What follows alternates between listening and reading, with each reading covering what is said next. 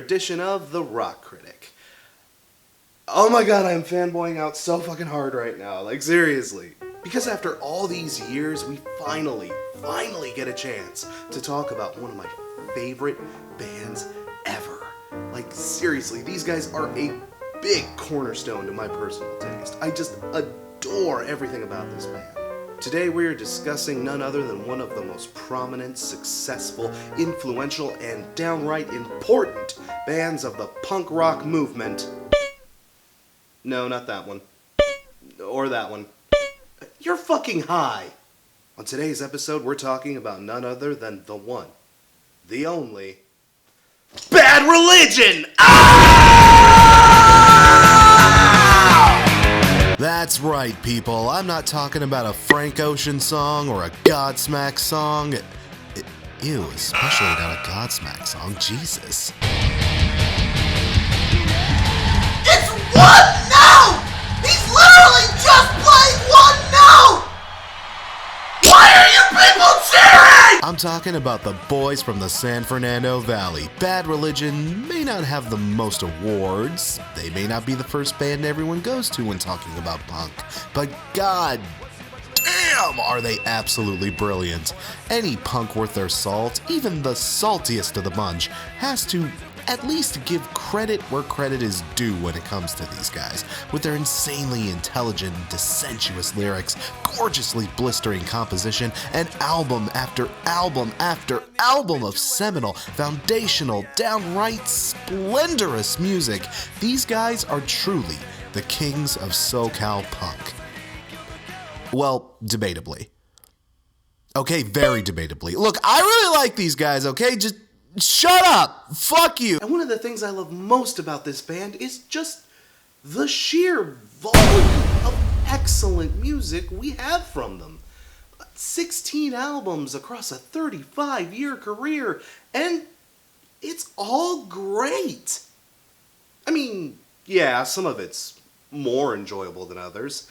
Some of it's downright subjective. I mean, albums like No Substance and New America aren't exactly everyone's cup of tea, and in fact, the whole Brett Gurewitz-less era of Bad Religion can be a bit, different for some people. But my point is, like, out of all this music, I don't think there's one genuinely bad album amongst it. After all those years, all those releases, all those changes in lineups and styles and sounds and tones, in attitudes, it's never been bad. Like, maybe more subjectively good, maybe more argumentatively good, but still completely solid.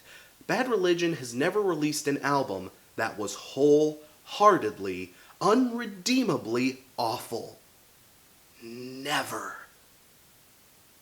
Except for one putrid, abominable, vile filth of an album, said to be so awful that upon its initial release in 1983, 10,000 copies were shipped, and 11 were returned. An album that's become one of the unholy grails of punk music today. I speak of none other than the vile, the contemptuous, the bane of insanity! Bad Religion's ode into the unknown.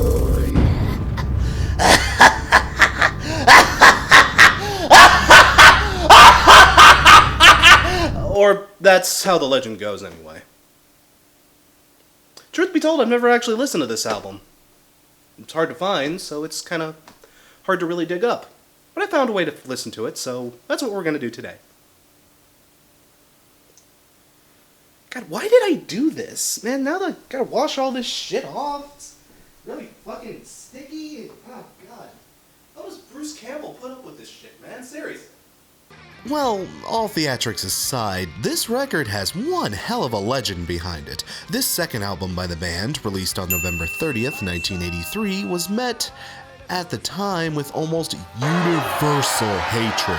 It was so hated, in fact, that the band only played material from the album live once. No, I'm not talking one tour, I mean one time. And immediately after its release, this album caused the band to full out break up. For 2 years, granted, but still, I mean, you guys want to talk about sophomore slumps? They don't come much harder than this. And apparently, the album is supposed to be just god awful, like the stuff of legends. This is supposedly one of the worst punk albums ever released. It's so bad, you can't even find it anymore. It's never been released on CD, it's never even been made available for digital download or streaming, nothing. This album is a vapor. I couldn't purchase this thing if I wanted to. Hell, I had to listen to this thing through a shady YouTube upload. This is a very, very strange part of our history. I mean, this album is basically our E.T. cartridges buried in the desert. It's very weird. It's this piece of art that is apparently so detestable and wrong that people have tried to erase it from existence. This is basically our Star Wars holiday special.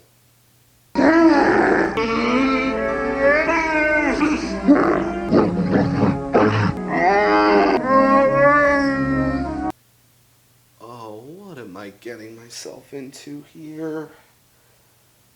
Well, okay, so what is it about this album then? What is it that makes it so infamous, so nefarious, such a loathed and despised piece of art that is so contemptuous that it causes not only its creators, but even its fans to try to erase it from existence? What makes something so bad that people want to blot it off the face of the earth? What causes that?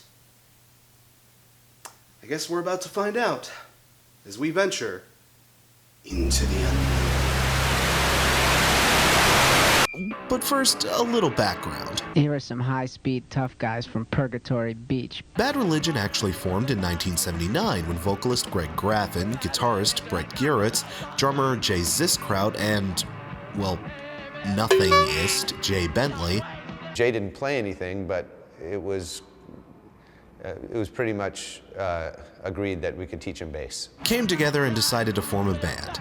After releasing an iconic self-titled EP in 1981, 1983 saw their full-length debut, How Could Hell Be Any Worse? And while that album may not have been a Damaged or a Fresh Fruit for Rotting Vegetables, holy shit, it was still really damn good. It was fiery, intense, loud, fast, abrasive, obnoxious, and surprisingly sharp-witted.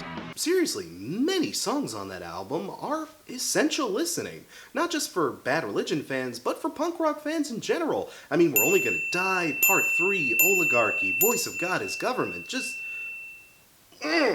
some really good stuff there. Hell, some of these songs are so good that the band still plays them live even today. Like, even after all these years, it showed just how much potential these kids really had. Especially a song like Fuck Armageddon, This Is Hell. I mean, listen to that fucking chorus. Tell me, how can I be any worse? I'm on top, but I cried. Fuck Armageddon, this is hell. And the deep Armageddon, this is hell. I mean, if President Trump actually becomes a thing, then this song is basically going to become our new national anthem. Hell, I still think this is one of the best songs they ever wrote, and I'm so not alone in thinking that either. Zach De La Rocha from Rage Against the Machine has said that this song changed his life, and that this album influenced the way he wrote music. So, yeah, we have them to thank. But if I'm being 100% honest, it's a far from perfect album. Some songs are clunkily constructed, the instrumentation and mixing is pretty sloppy, even by early 80s punk standards, and Graffin's voice...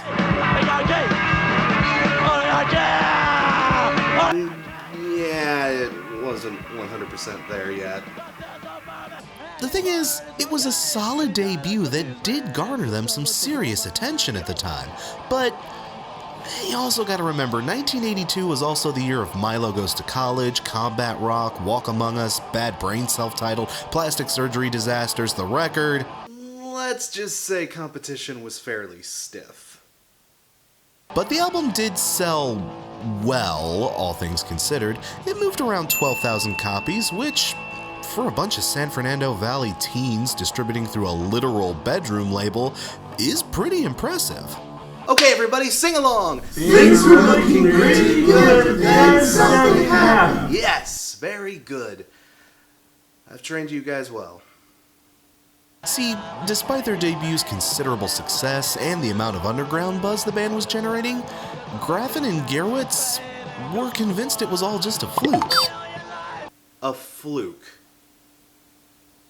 A fluke. This... And this... And this...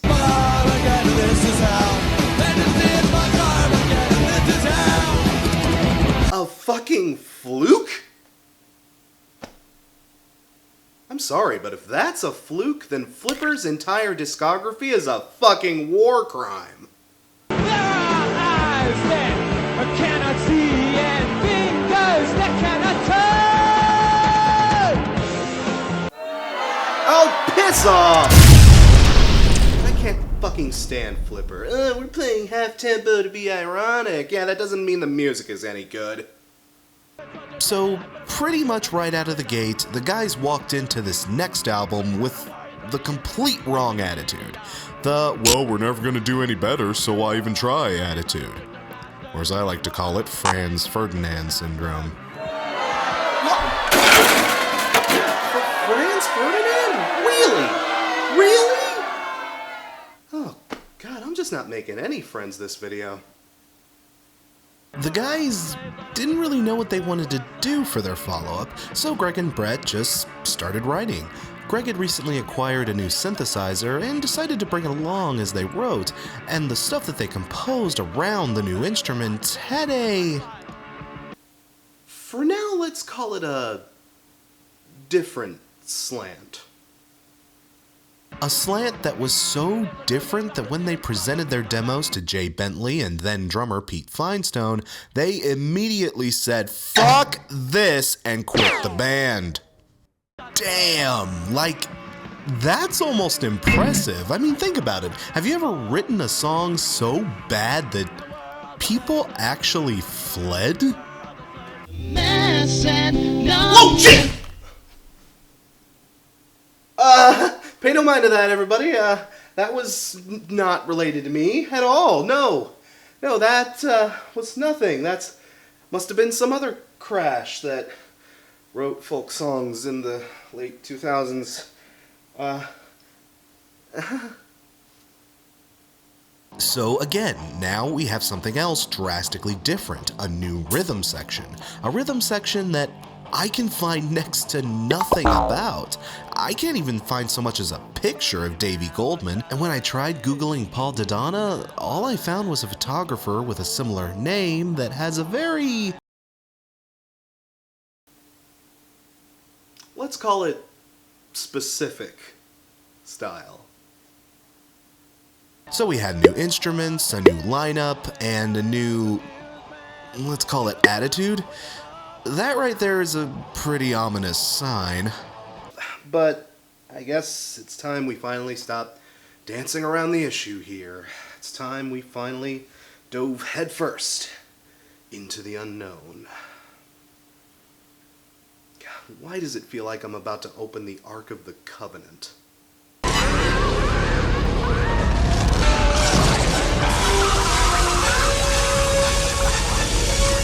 Song with attitude.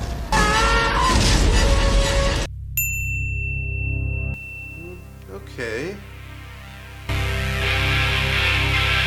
A little weird, but not too unusual. Those guitars are nice and crunchy. I don't really see what...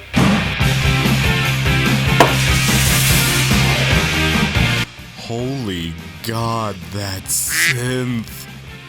Oh, Christ.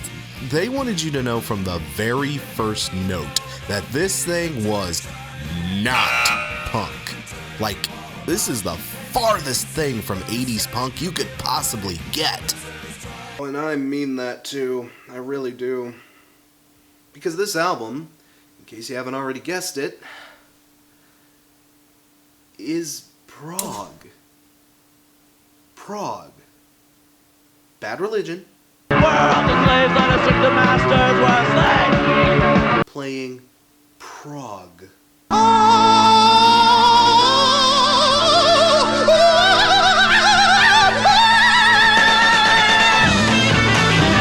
By Sweet Dee Dee Ramone's Ghost. How? I mean, punk came about specifically because proggier rock was dominating the airwaves at the time, and a vast majority of it was too complicated, too obtuse, too up its own ass to be entertaining. And punks were sick to death of it. The Ramones stormed CBGB's in defiance against bloated radio rock. Black Flag screamed and shrieked ugly, ferocious howls in defiance of the overly squeaky clean bullshit of the mainstream. And these guys, whose first album you'll recall had tracks like this, Say I'm no good. So what I try to do is to play on the begins with a synth that sounds like it should be opening for the early 80s edition of Sports Center. Dennis Conner seized the helm of Tar Horse Liberty. In Mobile, Alabama for SportsCenter, Luke Hammer, ESPN. Coming in, ready? Coming in 3. Out of here. Coming in 3. Over here. Hello. Like, it isn't just the keyboards either. Nothing about this album sounds like Bad Religion. I mean, remember, I can only really compare this thing to their previous LP, which up to that point was pretty much the only thing that had come out. And while even that album is kind of a far cry from the Bad Religion we know and love today, there's still similarities. You can still pick out little pieces in their development. You can see where they were going. With this album, though, it's not even vaguely close. I mean, we're working at a very mid-tempo groove here, which, when compared to their first album, yeah, this tempo scheme is practically slow motion. I mean, it's weird hearing it now with all the foresight into their future. Imagine what people back then must have felt like listening to this thing. Not to mention, the production is still pretty crappy. And no, it's not just because I'm listening to a 33-year-old vinyl record being compressed through a streaming video source. The production is just really crappy. I'm not even saying that as some kind of production whiz kid. I'm not. Gurwitz himself has said that, yeah, the production on this album was really, really crappy. Believe me, it shows, guys. While Graffin has actually shown quite a bit of vocal improvement here, compared to the last album at least, the crummy production just kneecaps his delivery. See, this is the first album to really prominently feature those trademark Bad Religion 3-part harmonies, or as they call them, those oohs and ahs. Gross! But it's also pretty apparent that not much time was taken to polish them up, you know? I mean, sometimes the melodies are out of tune, sometimes they're out of sync with each other, and man, oh man, on a prog album, that kind of imperfection, you really notice it. Something else that's just so not Bad Religion about this song are the lyrics. They're weirdly positive. Again, remember, I can really only compare this to their previous album, but man, their previous album, the songs on that were much more anarchic, bleak, and dour than what's on offer here. Like, hell, that album is called How Can Hell Be Any Worse? You can't get much farther away from that than this. You never know the feeling till you try that healing feeling.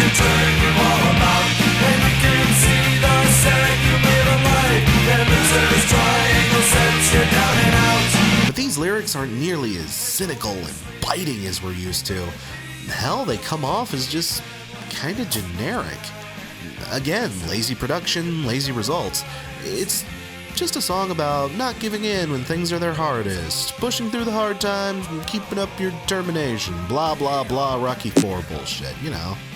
I mean, the message seems pretty much lifted from any 80s action or sports film, which is very appropriate given that the music sounds like it should be coming off the soundtrack, doesn't it?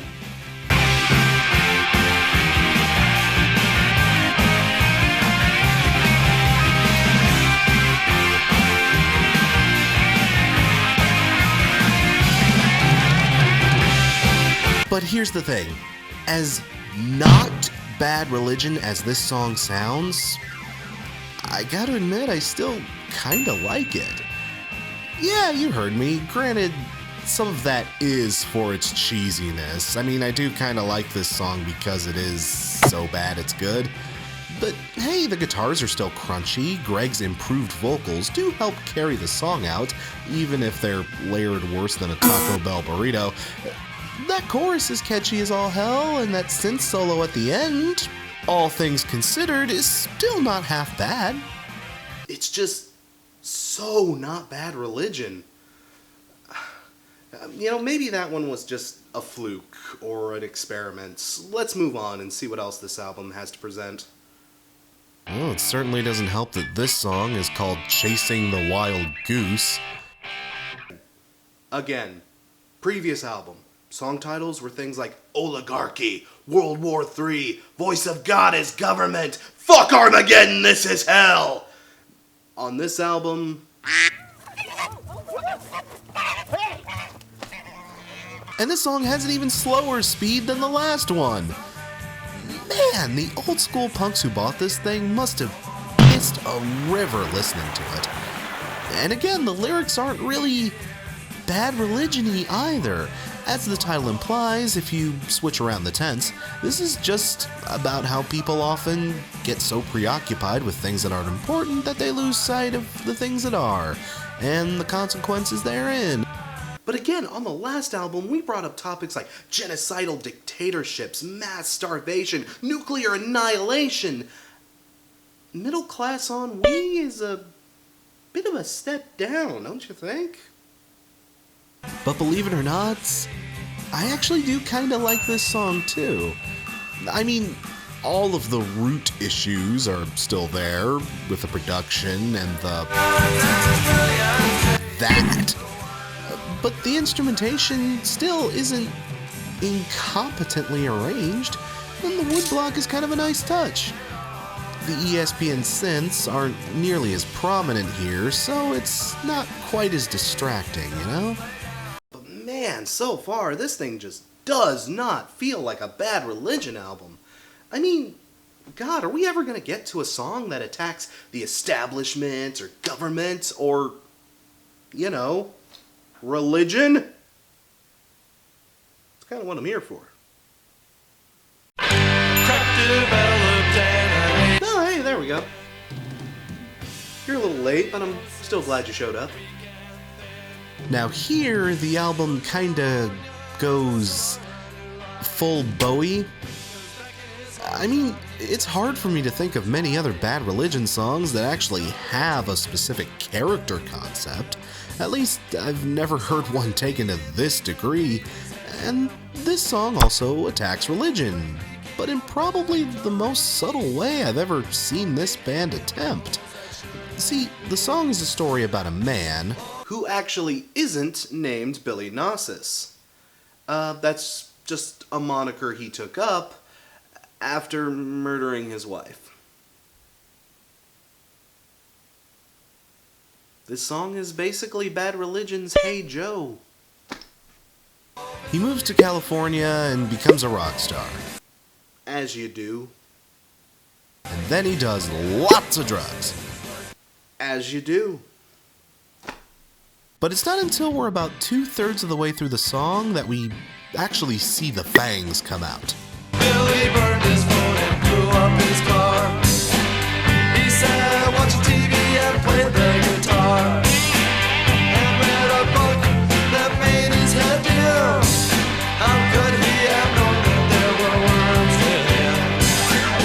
Worms Within?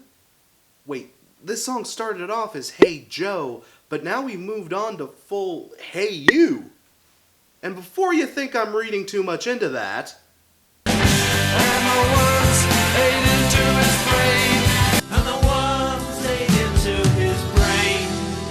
I can barely put 15 seconds of a Weezer song in one of my videos without getting a copyright strike, but these guys can rip off Pink Floyd wholesale and still get away with it? Where's the fair use, motherfucker? By this point in the song, the worms devour what little sanity Billy has left, and he goes completely cuckoo bonkers. While it's never bluntly stated that the book in question was a religious text, it's pretty heavily implied by, well, Billy's name. See, gnosis is a common Greek word meaning knowledge, but it also has a strong religious connotation to it. The earliest founders of the Christian church would use this word to refer specifically to spiritual or divine knowledge. It's a term often used in religious studies, particularly Christian studies. You see where I'm going with this. See, Billy is another wreck of a human being who's lost, misguided, and is seeking some penance for some pretty grievous sins. And upon stumbling upon a religious text, he's exposed to divine knowledge that initially serves as a source of enlightenment and a source of the atonement he seeks. But as it progresses, the knowledge consumes him more and more, further and further, until it transforms into a kind of insanity. Upon reading it, he's wholeheartedly consumed by it, to the point where it completely devours what little is left of his identity, his personality, who he is. He becomes so enthralled in the knowledge that he begins to cease to exist. The things that we think are holy end up tricking us into wholesaling ourselves into the hands of something else, something that we don't have control over, to be consumed until we are no longer there. Only the knowledge is. Amazing grace, how sweet the sound that saved a wretch like me. I once was lost, but now am found. Was blind, but now. I'm just saying, this shit's a bit too cerebral for a punk rock album written by teenagers. Don't get me wrong, I'm actually kind of a fan of the whole conceptual songwriting style going on here. Like, it could be worse. It's certainly not that bad. But again, Bad Religion would tackle topics like this in much more punchy, effective, and less plagiaristic ways in later releases. But musically, the song is still really good. The harmonies are a bit better synced, and the electric piano effect adds a nice Bowie-style touch, though it ain't perfect. Again, I kinda like this song. This may actually be one of my favorites off the album. I mean, I hate to say this again, but this is just so not Bad Religion. Even though it's a song about a bad religion. How is that even possible? Well, at least things can't possibly get more complicated. A 7-minute song in 4 separate movements. You know, a lot of people like to say that Green Day invented the first punk rock opera. I mean, here we have proof that Bad Religion technically beat them to the concept by about 21 years. Bravo. And now acoustic guitars. Oika Vault, seriously, it's almost kind of a good thing that Bad Religion didn't get super big on their first album. I mean, if they had Black Flag status while releasing this album, there would have been fucking riots. But again, even though it's... Sing along, kiddies! So not Bad Religion! I'm still digging it. The song structure, themes, and pacing remind me a lot of a Don McLean or a Todd Rundgren song.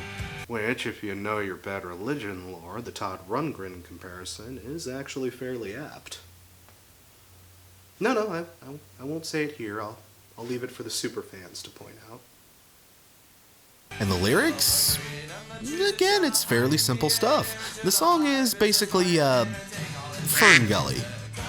It's an ecologically conscious track. Urban development is snuffing out entire species and ecosystems, and man's hubris regarding development is leading to the depletion of its resources.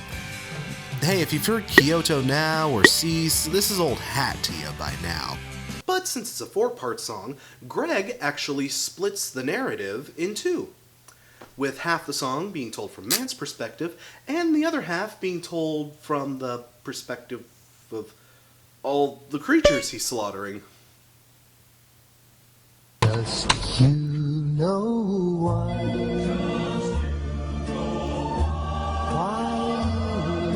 and I.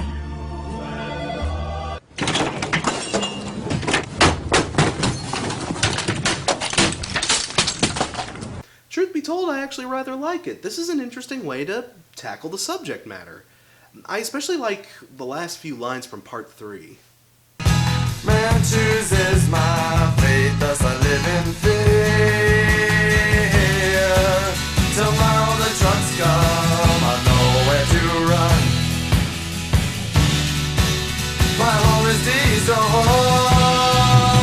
so they can have fun. Yeah, fuck you, neo-imperialist capitalism! This is for butt-fucking the middle class and raping the environment! Feel the burn! Feel the burn! Feel the burn! Feel... Again, the instrumentations and arrangements are still pretty solid. The acoustics are actually quite lovely, and the flute style they use for the synth, it's cheesy, but it actually kind of works here. At least it feels appropriate, you know? It isn't nearly as bad as Only Over When, and, well, I never thought I'd hear a Bad Religion song with limousine-style na-nas and doot-doos.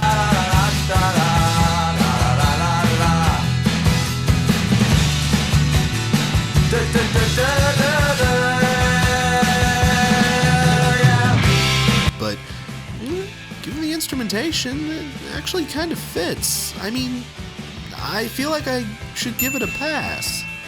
Oh, this album, guys. It's such a strange listen. It's so odd and weird and bizarre, but at the same time, it hasn't been unenjoyable. At least not up to this point. It's just so confounding. The more you know about Bad Religion, the weirder this album becomes. I mean, it's a confusing record, a sincerely confusing one, but not reprehensible. I mean, I haven't found that X factor that makes it worth the reputation it's garnered. Maybe that part's coming up next? You know, I like how this song kind of stomps along. The tempo, again, is pretty slow. Maybe even the slowest yet. Maybe the slowest in Bad Religion's history.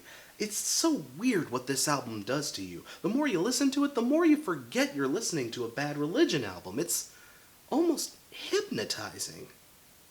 But it's got a thickness to it, you know? Kind of a swagger.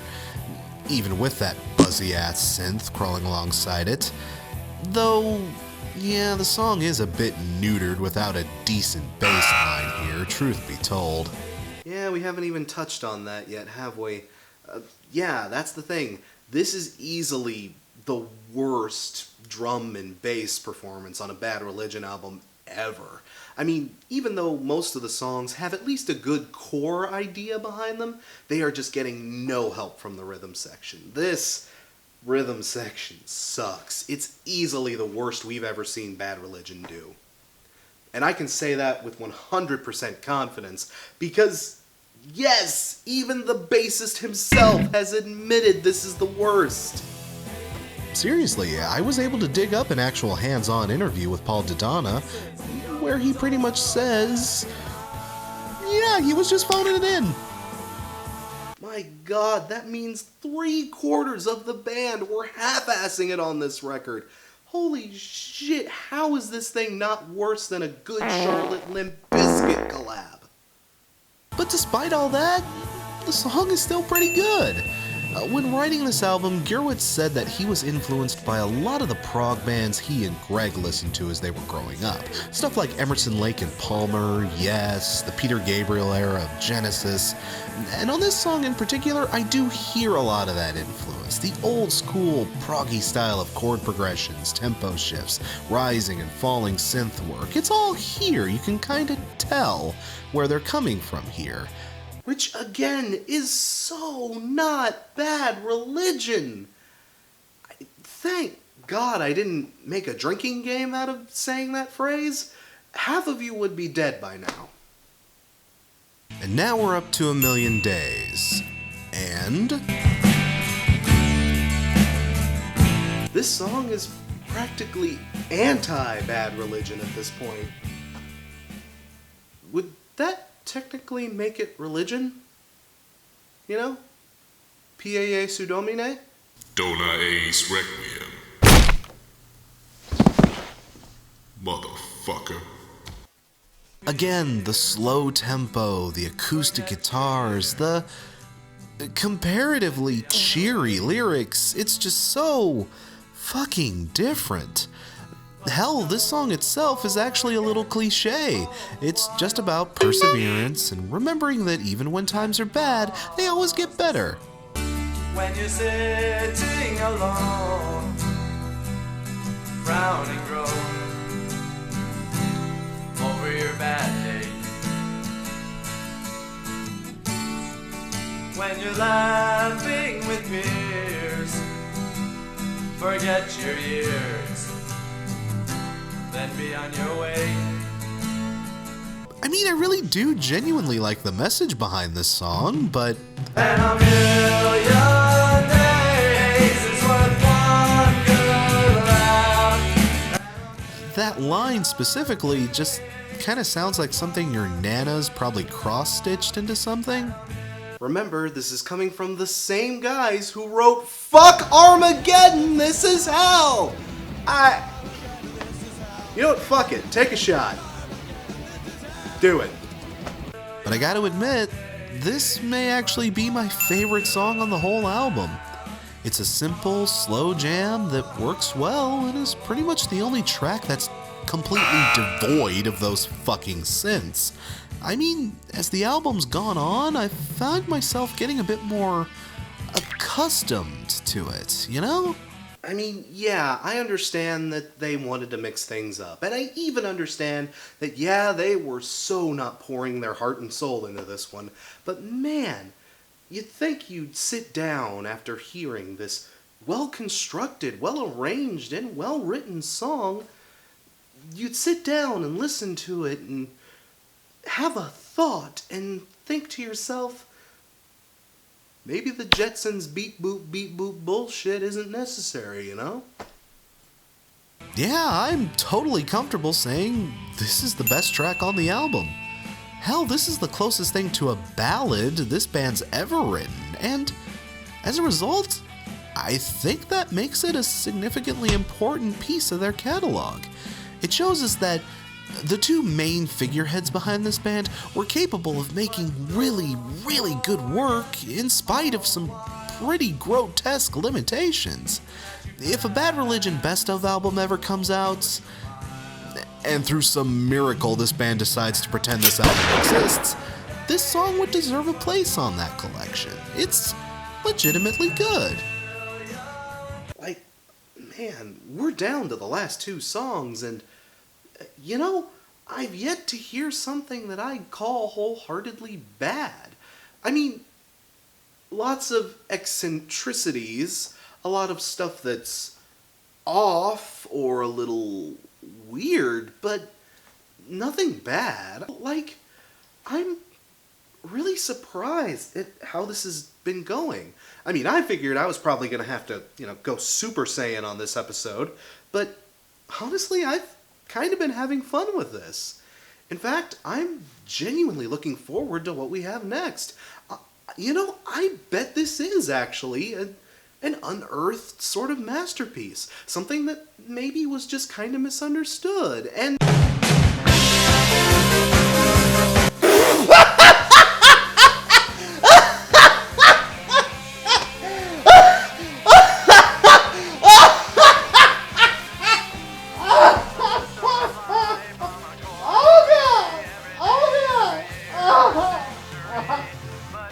Oh God.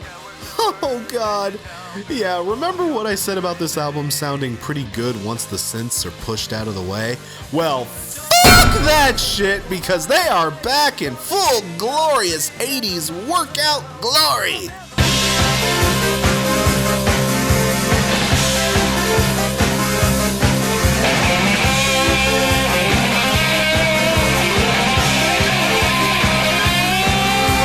System of life, accordingly, every day, every year, every century. I only bring it up because holy shit do those things hit you in the face after a million days. Like, God, they just blare out of nowhere. And man, they are just so goddamn prevalent. They easily drown out all of the other instruments. They're too abrasive. The vocals fall out of sync with each other in some places, and again, the rhythm section is doing absolutely nothing to help, and you know, this song is also one of the best on the album, but in a so bad it's good kind of way. In fact, if it weren't for occasional gems like Time and Disregard and A Million Days, this album would just be so bad that it's good. The thing is, I'll leave it at this. When the album does well, it does surprise you, but man, when it fumbles just gloriously hard. And again, we have a song with a concept behind it. We've got another eco-conscious tune here, but this one is actually post-apocalyptic. In a way, according to this song's narrative, we lost. We didn't stop ourselves from spiraling out of control with our development and consumption, and now the human race is virtually extinct. And ultimately, it shows us that old time-honored tradition that the real monster is man. Yeah, it's kind of cliche. I don't know though, whatever points they were trying to score here are pretty much immediately taken away by the 80s workout montage synth noise. It's weird that my favorite song on the album would be followed by what I'd call, for lack of a better term, the worst song on the album? But I say worst in the same way that Samurai Cop is one of the worst movies ever, you know?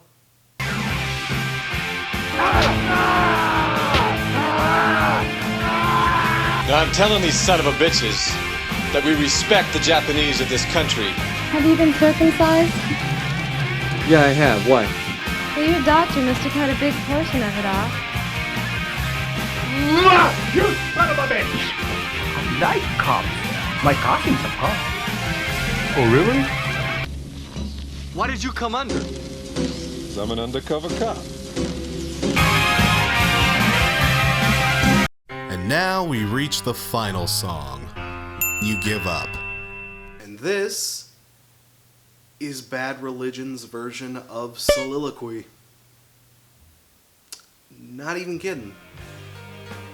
You know, for an album that portends to being prog rock, I'd say that, yeah, the instrumentation here fits. The synths have thankfully been set to their piano setting, the guitars are screeching and wailing all over the place, and even the rhythm section isn't doing half bad for a change. It serves as a big, bombast closing number for the album, even if it does end on kind of a downer note.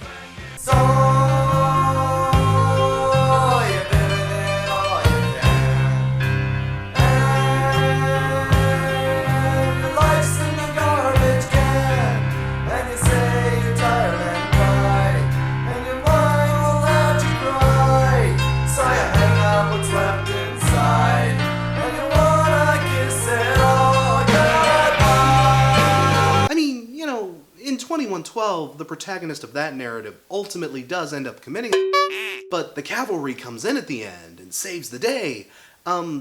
With this album, we don't get that.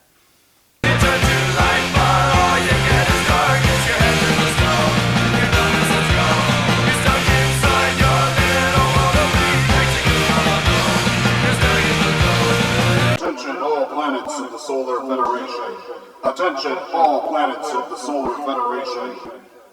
You're fucked. But it's a powerful, well-performed piece to wrap up what I actually thought ended up being... Oh my god, I'm gonna say it. The words are gonna fall out of my mouth, and the comments section's gonna eat me alive, but I actually think I'm gonna say it. The album is actually pretty decent. Well, I'm not saying it's an unknown classic or anything. Holy shit, no. But this album's quality so does not correlate with its reputation. I mean, I went into this thing expecting my ears to bleed, but instead I found an album that, while deeply flawed, holds a lot of charm. Despite its eccentricities, the instrumentation is still pretty solid, and all the songs have decent, if not actually pretty damn good hooks to them. And the lyrics? They aren't actually half bad, really. I mean, I've certainly heard worse. Hell, in some places, they're actually pretty good. It's an odd little album, but it doesn't feel like it's incompetent or soulless. So, then why didn't this work? Why did this album just belly flop as hard as it did? I mean, apart from maybe some of the more obvious reasons, why is it so reviled then? Well, I think that kinda lies at the core of what this album ultimately is. You see, this album is a jack of many different styles of rock, but a master of none. See, the thing is, this album is way too slow-paced, synth-heavy, and just kooky to even fit into the broadest interpretation of punk. See, right there, this album was already alienating pretty much its entire core audience right out of the get-go. But at the same time, it also fails to be a good prog album, too. While it has prog ambitions, it still possesses punk capabilities. A terrible mix, a lack of varied instrumentation, the general lack of complexity in the song structure. This just isn't gonna be much of a turn-on to the proggier guys and gals out there. I mean, it's an album that basically possesses the worst of both worlds. You gotta remember, prog is a subgenre that thrives on technical complexity. You need a bright, crisp, clean mix so that you can hear and accurately capture every intricate note and beat and every little detail that was poured into the music. And you need musicians that are capable of arranging and writing these complex, masterful, gargantuan pieces. And, well... Nope. You gotta remember, these guys were still bratty teenagers that had just barely graduated from power chords. And they were recording in a studio that, well, while it did give us the Adolescence Blue album and T-Soul's Dance With Me, both excellent punk albums in their own respects, but yeah, I wouldn't want a prog album mixed with either of these two styles. The album is too punk to be prog, and too prog to be punk. And again, this is a record where not much thought went into the production, and for prog albums, that is the absolute last thing you want to do. It's an album that sounds insanely amateurish. It sounds more like an overproduced demo than an underproduced final product, but that's kind of why I like it. It doesn't sound bad, not at all. It just sounds tragically underdeveloped. If they'd held this kind of thing off and waited until further in their career to actually produce this, I feel like it might have fared better.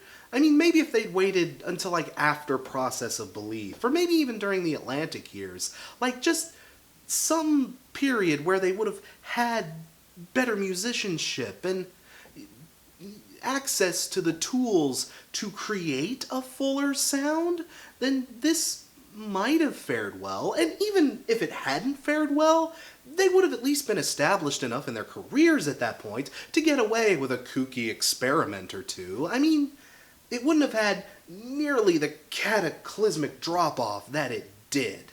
This album is kind of a product of terrible timing.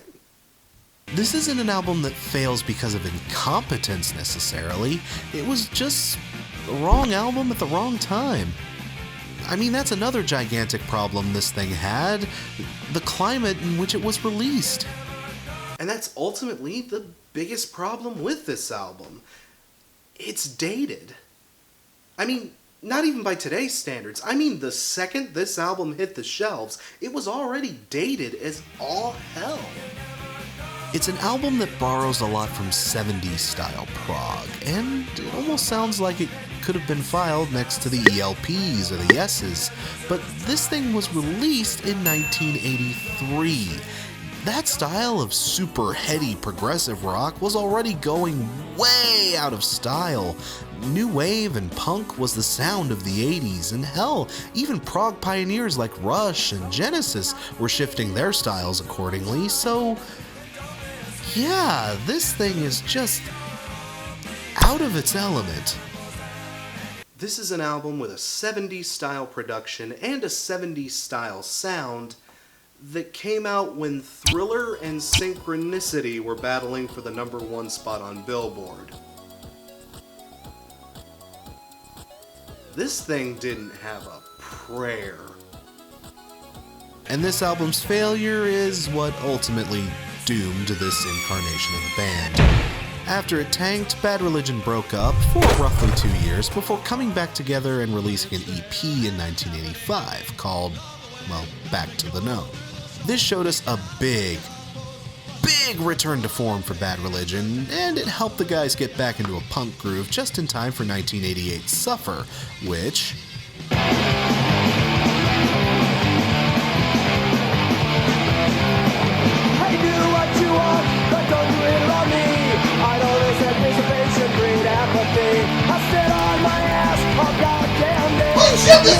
and just as quickly as this album appeared, it disappeared. And eventually, Bad Religion would go on to be one of the most seminal punk voices of the 90s and even further on.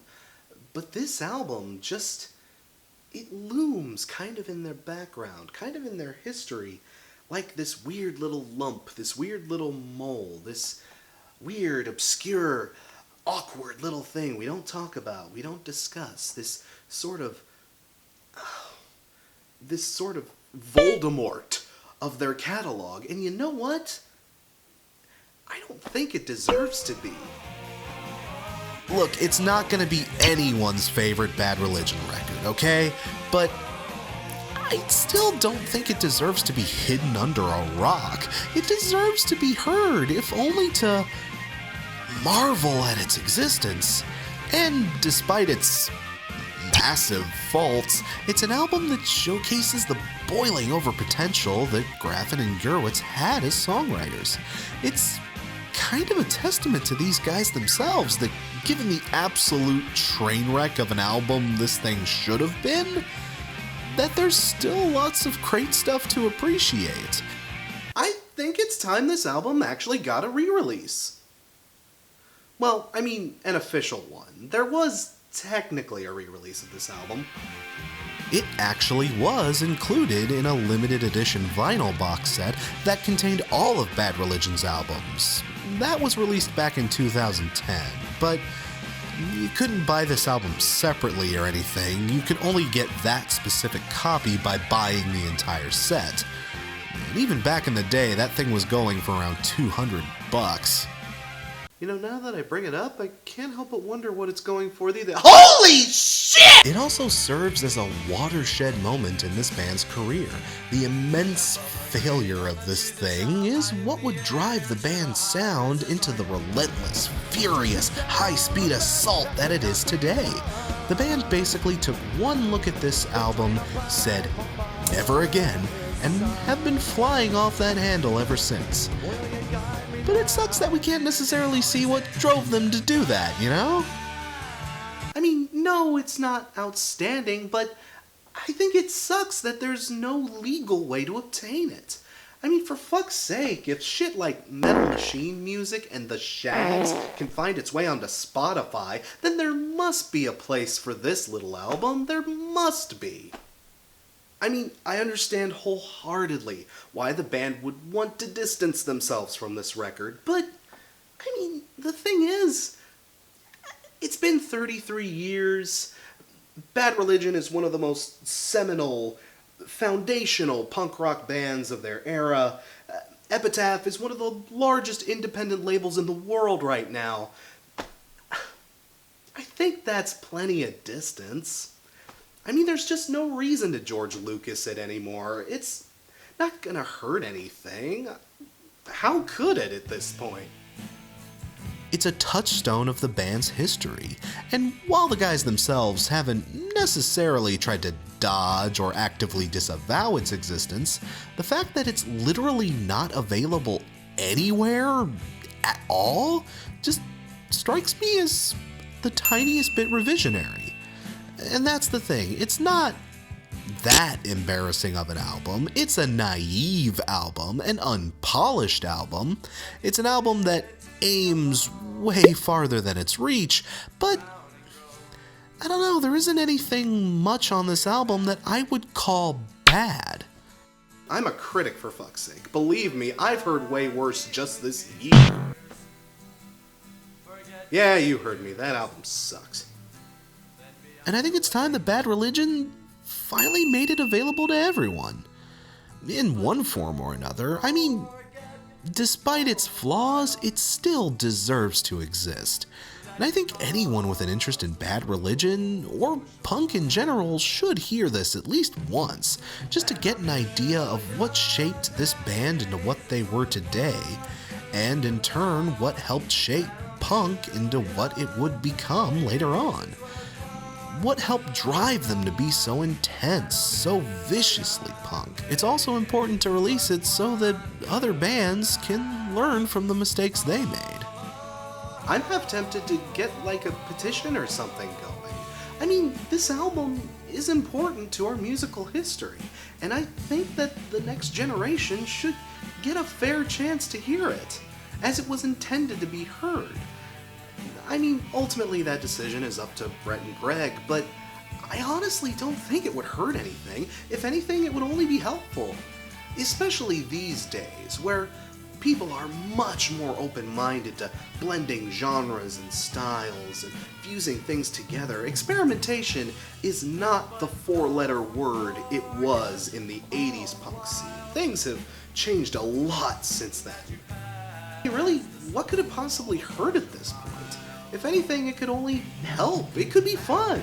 You know, make a thing out of it. Throw it on some streaming services, or make a big deal of it on iTunes. You know, have some fun with it. This is a piece of our history. This is a significant moment in punk music, and for that kind of experience, yeah, I'd pay $10 for that. And I'm sure a lot of other people would too. But ultimately, that's just my opinion. And, well, I'm Crash Thompson. And remember, the only opinion that really matters is your own. Cheers.